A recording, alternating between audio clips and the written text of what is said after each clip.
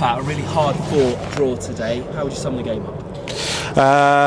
Ugly, really ugly game, I thought. A bit of a boggy pitch.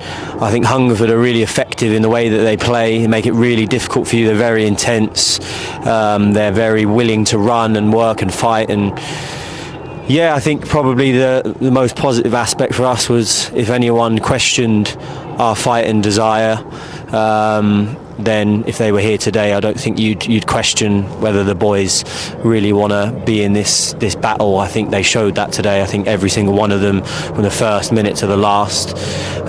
You have to fight. If you're going to get anything here, you have to fight. I think they've won 5 or 6 in a row. And the boys, you couldn't have asked any more from them today. I think it was a really, really difficult game to play in. And they were brave, they were intense, they put their bodies on the line when needed. The amount of headers they had to compete for today was more than I've probably seen in any game ever, to be honest. But yeah, I think a lot of positives, and we feel like we've been building a little bit. It's only a point, but it's a good point to come here with the form that they've been in. So yeah, I think really positive, and we felt like we deserved something against Gloucester and played really well and probably got what we deserved in a draw today.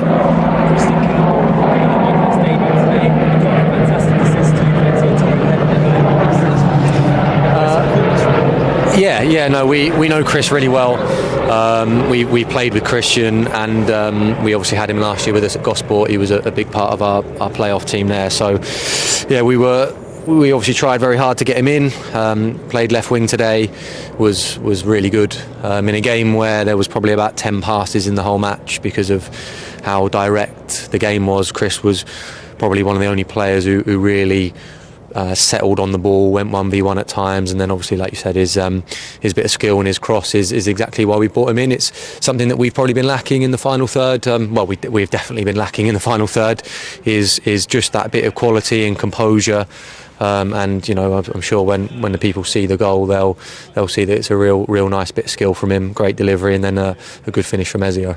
Pat, it must be a bit of relief more than anything to finally break that goal drought. Yeah, obviously it is. It's never nice when you haven't scored in 4 or 5 games. It's obviously nice to get the goal. I think it's just nice to get the feeling of a point on the board. Hopefully gets us a little bit closer to the teams that are above us. But most importantly, again, is the performance, which, is a much different performance to the one that was needed against Gloucester. I thought there was some different things to figure out against Gloucester, but today was not really about tactics. It was about relentless running and fighting and working and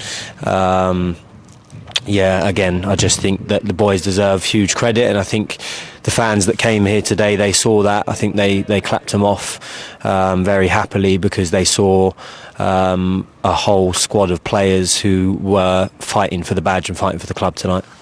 A mention has to go to Jamie Wiskin as well, making his 500th appearance for the club today. It's phenomenal, isn't it? Yes, an unbelievable achievement. We played against him for years, didn't we? He feels like he's been here forever. Really loyal servant to the club, and at his age now, he's you look at there today, and that was a dogfight, and there's no one you'd rather have than the skip in the team doing what he does. So unbelievable achievement. Deserves all the credit in the world, and I thought he was superb tonight. There were some other great performances. Thought Josh Staunton tonight as well was unreal. The amount of hard work he put in, and the first and seconds, Billy Lowe's too. So brilliant achievement from the skip, and he was one of many excellent performances tonight as well. We've had a few ins and outs recently, with Kristen Campbell obviously coming in and Rafa Ramos and Jack Hoey departing. Can we have a word on those two departing? Yeah, we obviously wish them all the best. I think we've known Rafa for a couple of years now. Didn't quite work out for him for one reason or the other. And between us and Rafa, we probably felt like it was the right time for him to move on and look for a new challenge. But no ill feelings there. I think Rafa just needs to go and find a new club that he can maybe have a fresh start from. And then Jack Hoey. Really top lad. Thought he actually did okay when he played against Gloucester, but with Chris coming in, probably feel like his game time might be a bit limited, and you know, he's had a tough time of it this season. He's been on loan and come back, and he just needs some game time, I think, a run of games. And it wasn't really an easy one because we like Jack and we think he's got real potential as a player, but probably isn't the right time for us right now. I think we need players that are fresh and ready to go, and he needs to get up to speed, and we don't really have that time to allow him to do that. But again, we wish him the best. There's no ill feelings on that one either. Thanks, guys. Thanks.